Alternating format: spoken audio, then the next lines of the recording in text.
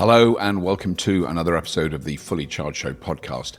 Now, let me explain something because we got some quite interesting news regarding podcasts and our live events. So we have done now 16 live events around the world. We've facilitated over 110,000 test drives, which I think is amazing. But what we tend to do is a lot of amazing talks, interviews, panel discussions about all the topics that are in any way related to the Fully Charged Show and Everything Electric. And we don't record them, or we did the first couple of times, but we had so much material we didn't know what to do with it. And so what we're doing now is we're condensing the amount of talks we do at the live events starting next year. And we are going to record them, and we are going to live stream them. So there's more chance for more people to see them, because they are, in a way, it's a tragic waste when we have amazing talks and interviews and get incredible people on stage, and we have we've got audio records of it, but it's just huge. It's also a production cost thing. It costs a lot of money to produce all that stuff, and we're running on we're a massive media organization with a micro budget. So we've only got a very small crew. They work so hard to try and get all the stuff we do out. We had a minimal crew with us in Vancouver recently, but we did record one of the interviews, which is what this podcast is going to be about. And it is really interesting. So just to explain, we had 1.5 cameras available because they were also shooting other stuff at the same time. These events are very big and very busy. So we had 1.5 cameras filming us. We had, and we haven't got any shots of the people who asked the questions. So you'll hear them quite clearly. The audio is really good. You'll hear them asking questions, but you can't see them. But all I can say is they were all lovely Canadians, although one of them might have been an American now I think about it. And this is a fireside chat we did first thing in the morning on Sunday with it was so good to meet him, a really good local journalist, a journalist from British Columbia called Andrew McCredie, who writes for the Vancouver Sun, The Province, and Driving.ca. So he started out as a regular journalist, as he will explain, and now he does mainly automotive. And we discuss things like electric vehicles in British Columbia, the rise in electric vehicles, hydrogen. The discussion around hydrogen came up. It does occasionally. And the amazing new charging networks that cover the whole of British Columbia. And just in case you don't know, British Columbia is quite big. It's huge. Anyway, so it was a great discussion. And we're putting it out as a podcast. And in future, we will do this a lot more. So without more ado, please welcome to the Fully Charged Show podcast, Andrew McCredie, live from Everything Electric Vancouver 2024. Can you just give me a bit of background on what you've done in the last few years and how your involvement with electric vehicles and all the rest of it? Sure. Well, first of all, thanks for having me. So about 15 years ago, I started doing some automotive reporting, automotive journalism, I guess. Prior to that, I was just doing general, crime, politics, sports, all that stuff. Kind of fell into automotive in a way. And then about 14 years ago, I drove a Nissan Leaf, first generation Nissan Leaf, with all of a range of about 120 kilometers. And I won't say it changed my life, but it really opened my eyes to what was possible and maybe what was coming. So at that point, I kind of tried to focus on electric vehicles. Obviously, at the time, there were 2 electric vehicles, so it was quite easy to focus on them. But in that time, I've kind of watched the revolution, as they call it, go. I'm about to enter the 9th season of a podcast called Plugged In.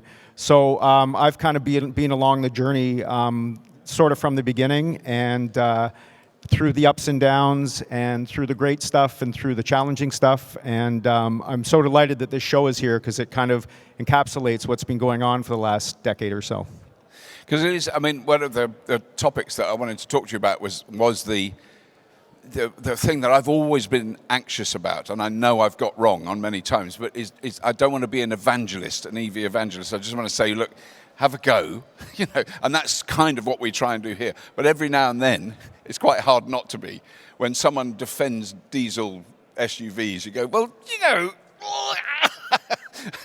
I think you have good opinions about that. I mean, I'd love to hear your thoughts. Yeah, as you said, I'm trained as a journalist, and journalism has gone through some challenging times of late also. Advocacy journalism is kind of something that's kind of slid in for a number of reasons, where you kind of don't have the old true formula of taking both sides of a story. You present one side and then you talk to the other side and include that just to give it some kind of context and round it out. For staffing reasons, for mentoring reasons, and for social media reasons, we're kind of at a place now where there's a lot of echo chambers. There's a lot of just singular thoughts and these kind of groups. And the electric vehicle space is one that is a classic one. As you guys know, there are advocates that are, I think, kind of try to come across as journalists, and I think that's damaging for the EV movement. I think when you kind of get the zealotry, it kind of divides people. It gets an us and them kind of thing going, and as we know, in so many facets of society, there is an us and them thing going on. And the fact that EVs have become politicized it's not head scratching. It kind of makes sense, but it's certainly holding back what the potential of it is. Yeah. And it is something, I mean, I must admit, when I first came across electric vehicles, which, I don't know, 14 years ago, 15 years ago, the last thing that occurred to me was that this was a political thing. It was technology. It was slightly different. It wasn't perfect. It had loads of drawbacks, blah, blah, blah. But it was just different, and it was interesting. And I was interested in it from a technological point of view and nothing else. And then slowly, as the years passed, I went, oh my God, this is really political. I didn't know, that was the case. And I think that permeates all our societies anyway, on every topic, doesn't it? But I think that's something we've kind of, and when I say we, I'm talking about the people in this room who generally are either thinking about or have electric vehicles or intrigued by them. It's up to us to be gentle in our arguments. Yeah. And I am uniquely bad at that at times, but I do try. Yeah.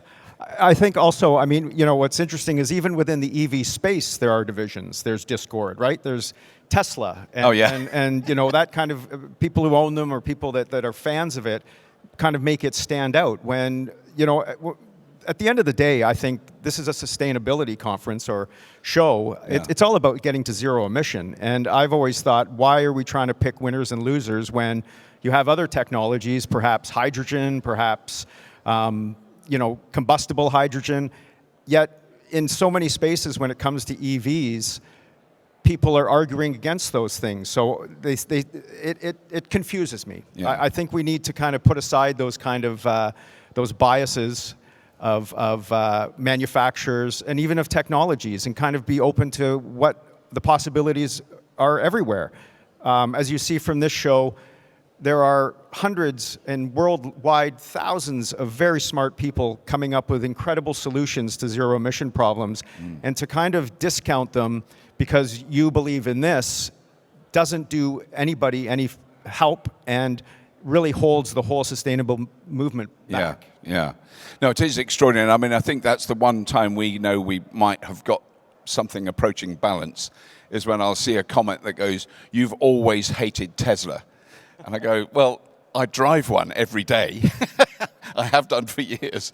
And that's because we've sort of said, oh, this, whatever the car is really good. And then the next time you see, why are you such a Tesla fanboy? So you go, okay, we've got it.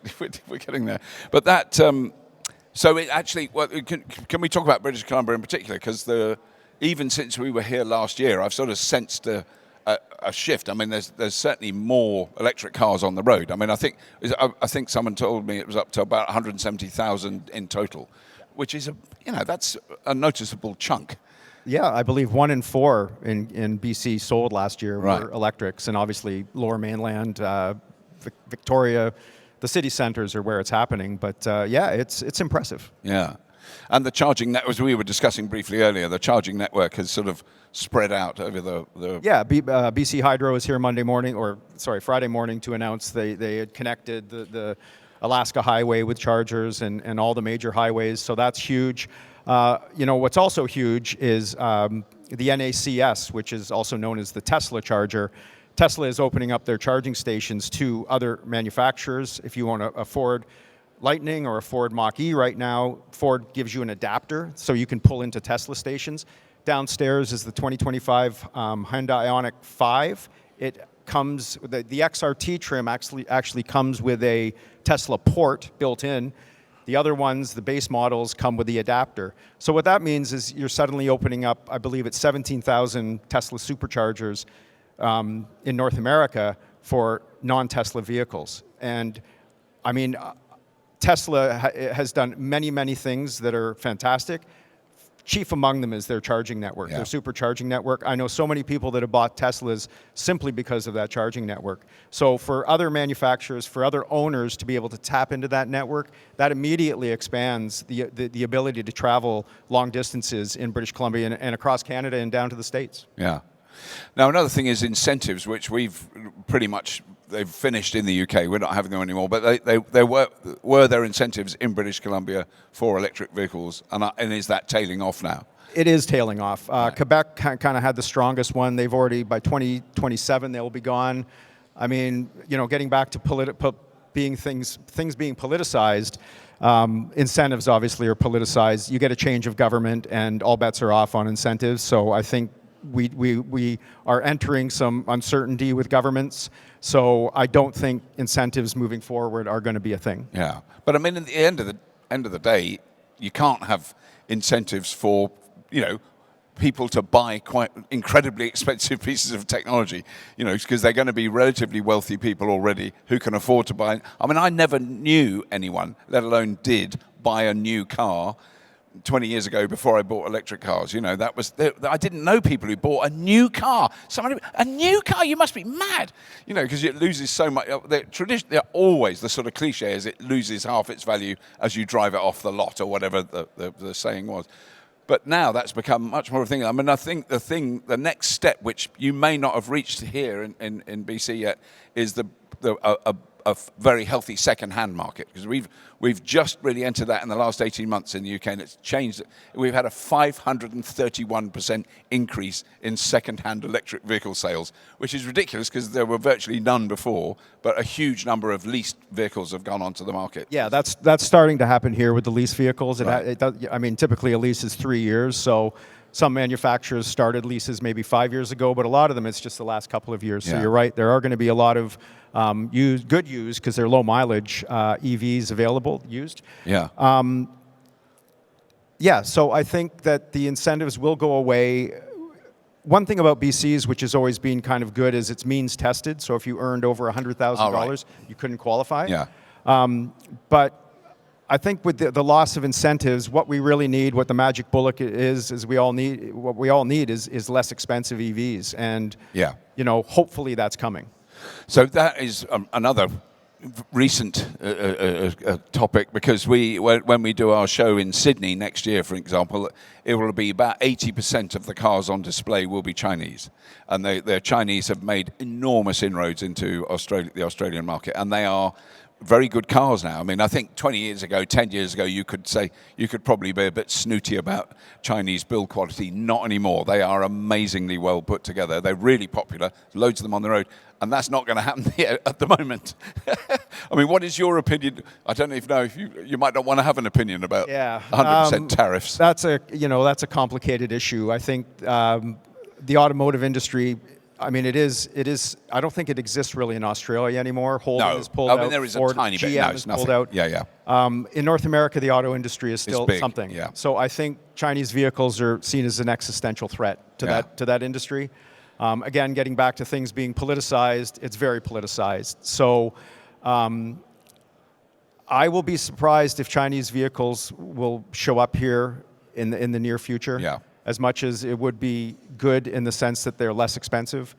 I mean, we're a small market, so I don't know. I mean, obviously America's not, but I don't know if the Chinese will even come in with the 100% tariffs to try to sell cars. Because if they sell a car for $25,000, 100% tariff, it's still $50,000, which is still relatively competitive in the EV space. But then there's the servicing aspect and the support, the support and everything. So I wouldn't hold your breath if you want to buy an EV car here anytime soon. No. And that, I mean, it is. I think it is completely understandable. But the one aspect of it that I think is a shame is that and we're seeing this with certain manufacturers in Europe as it's spurring competition. So Renault in particular in France, they've just launched the Renault 5, which it's amazing, smaller, cheaper, lighter car, and they 2 years ago they were only doing the big SUVs, and they've then gone, oh, wait a minute, these guys are coming. And in that sense, it's a positive thing, but I think there's plenty of arguments about Chinese people, the Chinese government funding dumping cars all over the world. It's a whole geopolitical. We don't even need to go there. Geopolitical minefield. I just want to remind everyone that if you want to ask a question of Andrew, there's a microphone in the central aisle there, and you'd be very welcome to fire away.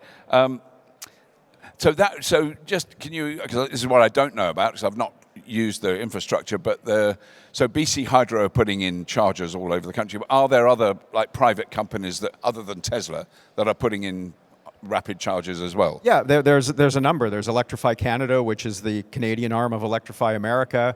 There are charge points. There are On the Run, which I think has a booth here. Yeah, they have a booth here. Yeah. Parkland Group with Petro-Canada has chargers. So slowly but surely, it's kind of being built out.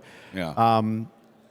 I think now what we need to do, you were telling me earlier about a French supermarket that had 58 charging stations. Yeah. We don't have that. No. Right? I mean, I was at recently, earlier this summer, a place between Montreal and Quebec City that had, I think, 40 charging stations. Oh, right. Okay. That's 20 that's Tesla big. charging stations and 20 others. Right. And they also had pull-throughs, which is a big thing for people towing. With trailers or whatever, yeah. So it kind of seemed like that's the future, but Europe is so ahead of us when it comes to that. Yeah. And Canada seems like the place where we have the space on our highways to build these kind of things. Yeah. But it's just a matter of someone stepping up and doing it. I mean, it's a free market. So when these things start making business sense, they will happen. Yeah. But I don't think we're at the critical mass of vehicles yet to instill in some builders to create these things. I mean, I think that is one of the aspects that I'm still intrigued by, is just from personal experience of drive, and I would drive above the national average, I would think. I don't use charging infrastructure that much. And I mean, like when I was in France, I did, because I was going on much longer journeys. But I drive somewhere and then I drive home because the car can do that, And I think and we know that from the charging companies in the UK that the usage of an individual rapid charger is still really low. And we have over 1,150,000 electric cars on the road. So, we're at that stage, and they're not constantly in use like everyone who hasn't driven imagines. But, but I mean, that is I'm intrigued to know, if when you talk about these things to the general public, or you're reporting it and you're getting feedback, is there still, would someone in British Columbia who, for whatever reason, we don't need to go into it, hates electric cars and thinks they're not real cars or whatever it is, would they still make the argument that they're powered by coal? Or do they generally know that actually isn't the case in British Columbia? Well, this gets back to what I was saying about, advocacy journalism and getting caught up in this kind of information loop. So obviously, as I'm sure everybody here knows, all our power is hydro, so it's clean. There are arguments always thrown up. Yeah. From the carbon footprint of creating an electric car.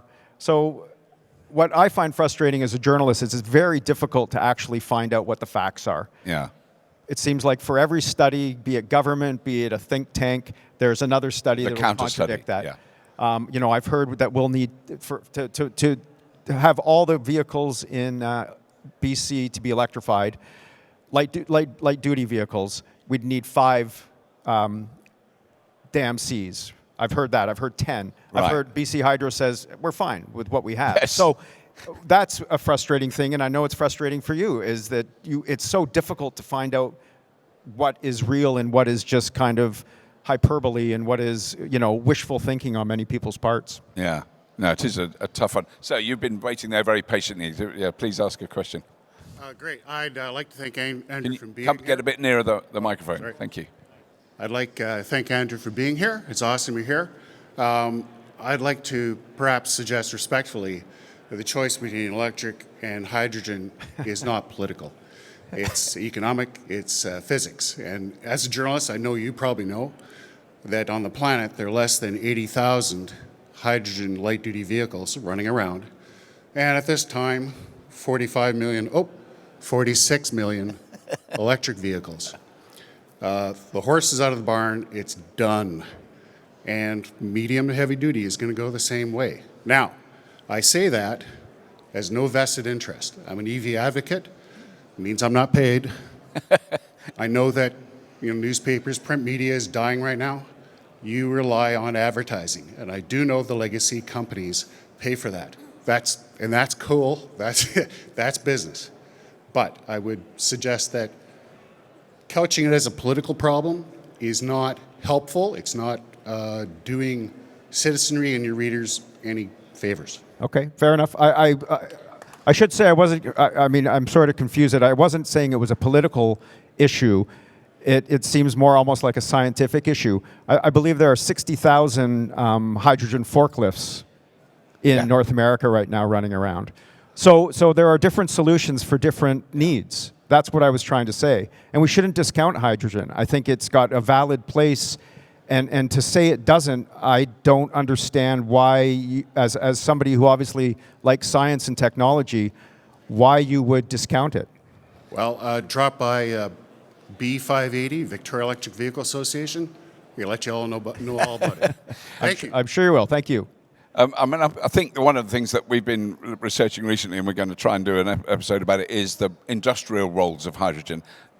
Clearly critically important. So we're talking cement manufacturing, steel. There's a lot of roles for hydrogen in those specific. And then also it's hard. I mean, it's very arguable, but heavy plant machinery. We've seen some hydrogen fuel cell stuff, but it's still experimental. And then you actually look in the quarry, and those are battery operated, and they're using them every day. So. And I should say, I don't believe in hydrogen as a solution for passenger cars. No. I think it's an interesting thing. I've driven the Toyota Mirai. I've fueled it up at stations. It's interesting, but it is certainly not the way forward. EVs are the way forward for zero emission, for sure. So have you got a really contentious, highly political, divisive question? Or not? You don't have to do that. Not really contentious. I'm a big EV fan, and I'm sitting on the fence right now trying to find the proper vehicle to buy.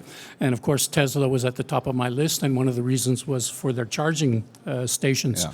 Yeah. Tesla recently offloaded their whole charging sector from Tesla into a private company. I'm just wondering how you feel that will affect the efficiency and the future development of the charging system, the Tesla charging system.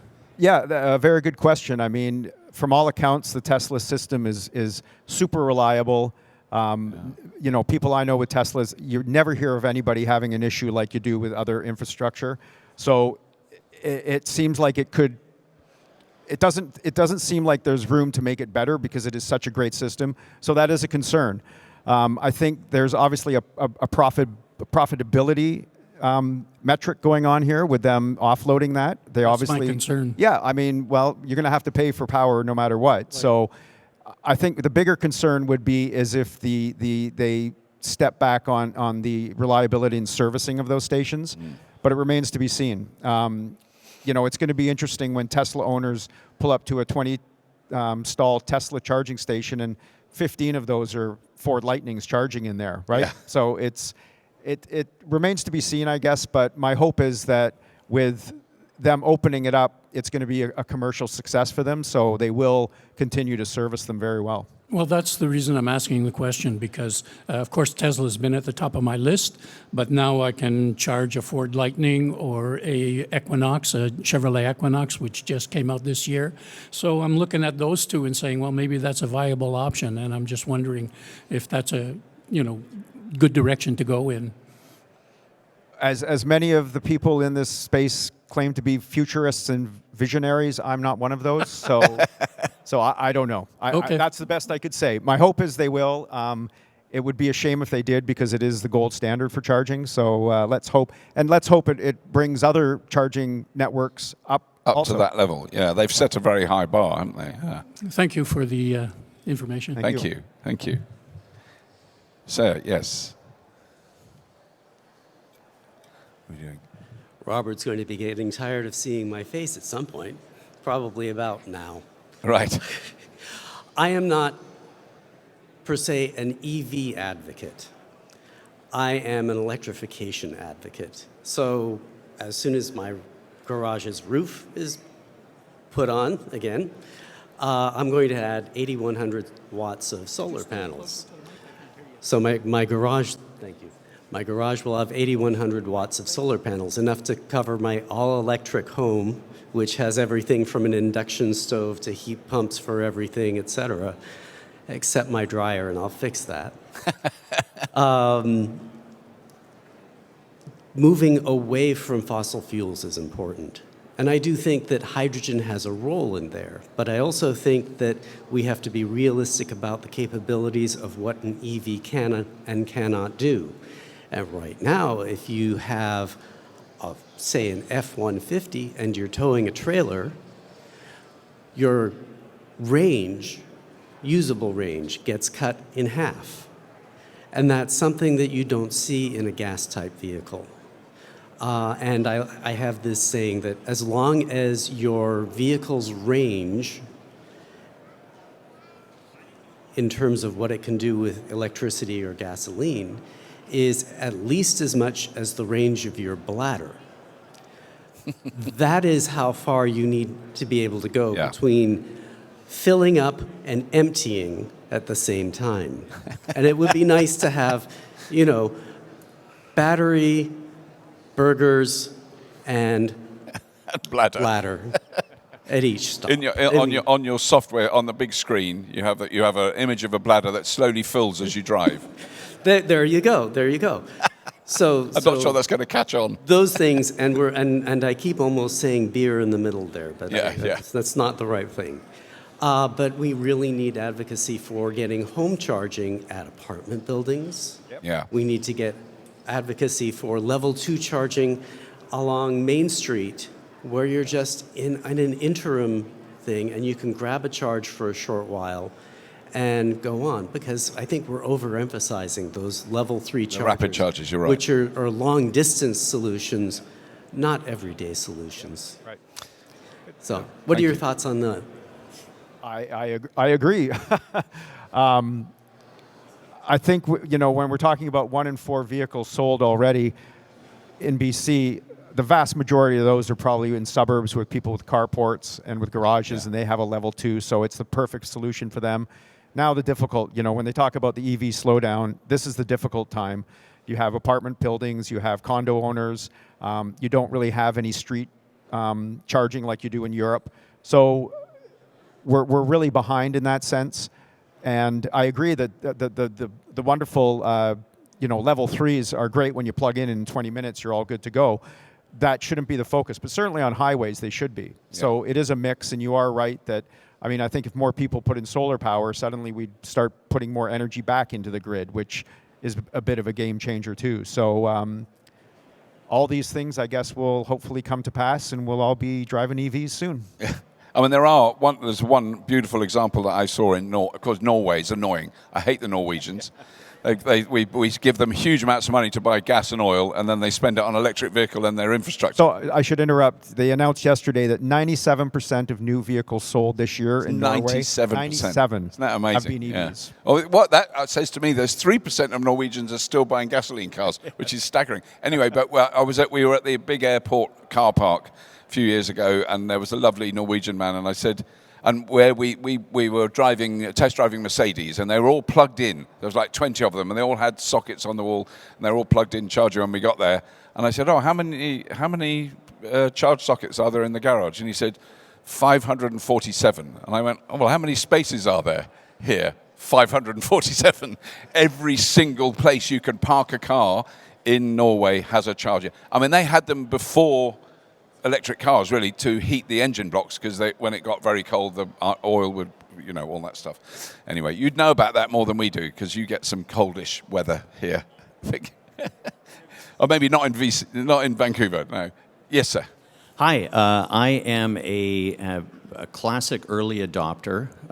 Started my EV journey with in 2009 converting my 63 Vespa to an electric thing, and that started the whole, it's crazy. Anyway, I spent a lot of time in Los Angeles. I live part of the year in California, and the topics here are universal. It's charging. Yeah. Charging. I'm so past range, I don't even care. Yeah. Absolutely right. And the problem in Los Angeles, and I'm trying to phrase this as a question instead of speech making. Thank you. What is your solution to people who they get the incentives, they go, wow, I got an EV, and then they pull up because there's very little in-home charging in Los Angeles. I mean, there's a lot of homes, a lot of rentals, and a lot of apartment buildings that are just not prepared. Yeah. And every time I drive into LA, which is about twice a week, because anyway, it doesn't matter, I go to charge because I've come 60 or 70 miles, and there is a lineup. Right. Invariably, it was better when I had the Tesla. Didn't like it though. And yes, they're the gold. Tesla hater. No. Throwing rocks. Gold standard charging. Yeah. The car, I feel, is a bit of an appliance, but that's another thing. The Electrify America, all the big EV Go charging systems, the downtime for those chargers is awful. Right. Like you'll see 6 chargers, 3 of them don't work. Right, yeah. And there's a line. So what's the solution? I mean, it's nice to hear these announcements in BC. We've got all these new chargers.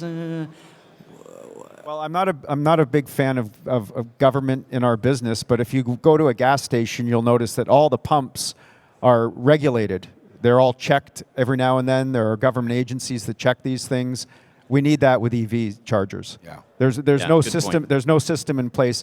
I mean, I don't want to name what the gas station is, but there's one near me, 2 fast chargers. They never work. I mean, half the time one's down, and half the time when I plug in a vehicle, it won't accept it.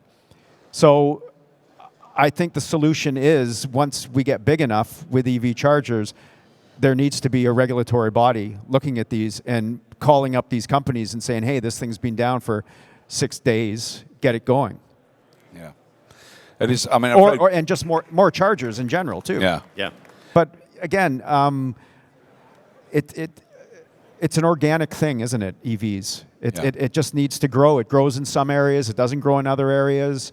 So we're just kind of we're still at the beginning of we're maybe in the middle of the beginning. I don't know, but it's still very early days, I think. And if I may add, one of the issues that I see in California, Los Angeles in particular, is the slapback of people getting these EVs and having, rainbows in their eyes. And then the reality hits them, and the first thing they do is start yelling about, I'm done with EVs because Back it doesn't to gas. work. Yeah, which I disagree with. But Yeah. I mean, thanks for the solutions, guys. Yeah. I mean, I'm afraid we've gone over time now, but so I was very sorry, so we haven't got time for another question, but one tiny plus we have in the UK was for a long time to use any rapid charger, you had to have an app, the card, the special account, you had to join the club, you had to do that, and that was the only thing I think I've actually genuinely done that was useful, and it was a bit sweary, was in the Houses of Parliament in London in front of a select committee about electric car charging.